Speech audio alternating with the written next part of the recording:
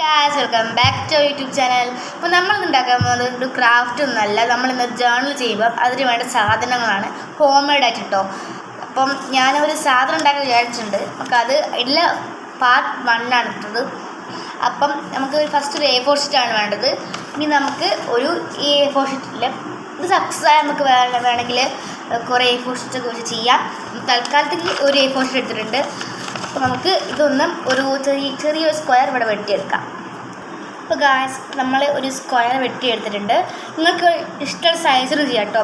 ഇനി നമുക്ക് ചെയ്യേണ്ടത് ഇതൊന്ന് മടക്കുക, ഇതുപോലെ മടക്കുക, എന്നിട്ട് ഞാൻ മാർക്ക് കാണിച്ചു തരാം. അതുപോലെ നിങ്ങളൊന്ന് വെട്ടിയെടുക്കുക.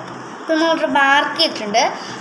ഏറ്റവും മുകളിൽ 1 സെൻറ്റിമീറ്റർ, ഇവിടെ 2 സെൻറ്റിമീറ്റർ, ഇവിടെ 1 സെൻറ്റിമീറ്റർ എന്ന രീതിയിൽ നമുക്ക് ഇവിടെ നിന്ന് ഒരു മാർക്ക് ചെയ്ത് കൊടുക്കാം. എന്നിട്ട് ഈ ഒരു ബോക്സ് കണ്ടോ, ഈ ബോക്സിൽ ഉള്ളിൽ കൂടെ നമുക്കൊന്ന് വെട്ടി കൊടുക്കാം. നമുക്ക് വെട്ടി കഴിഞ്ഞിട്ട് കാണിച്ചു തരാം. അപ്പോൾ ഗായ്സ് ഞാൻ വെട്ടി എടുത്തിട്ടുണ്ട്. നമുക്കിനി ഇങ്ങനെ നോക്കാം. കണ്ടോ, നമുക്ക് ഇങ്ങനത്തെ ഒരു ബോക്സ് കിട്ടും. നമുക്ക് എനിക്ക് തോന്നുന്നത് കുറച്ചും കൂടി വലുതാക്കണം തോന്നുന്നു. നമുക്ക് ഒന്നും കൂടി ഇഷ്ടപ്പെട്ട സൈസിൽ നമുക്കൊന്ന് വലുതാക്കി കൊടുക്കാം. ഗൈസ് ഞാൻ കുറച്ചും കൂടി വലുതാക്കിയിട്ട് ആക്കി കൊടുത്തിട്ടുണ്ട്. ഇപ്പോൾ നിങ്ങൾ എടുക്കുന്ന പേപ്പറിനനുസരിച്ച് നിങ്ങൾക്കത് കറക്റ്റായിട്ട് തോന്നുന്നുണ്ടെങ്കിൽ നിങ്ങൾക്ക് അതിനനുസരിച്ച് വെട്ടാം. എനിക്കിപ്പോൾ അത് കുറച്ചുകൂടി ചെറുതായിട്ട് തോന്നി, അതുകൊണ്ട് ഞാൻ കുറച്ച് വലുതാക്കിയിട്ടുണ്ട്.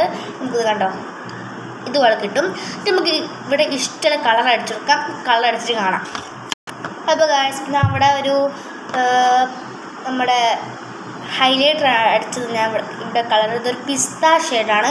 അപ്പോൾ നിങ്ങൾക്ക് വേണം ഇഷ്ടമുള്ള കളർ അടിക്കാൻ. എൻ്റെ അടുത്ത് ഇപ്പോൾ ഹൈലൈറ്റർ ഉള്ളത് കൊണ്ടാണ് ഞാൻ ഇപ്പോൾ ഹൈലൈറ്റർ അടിച്ചത്.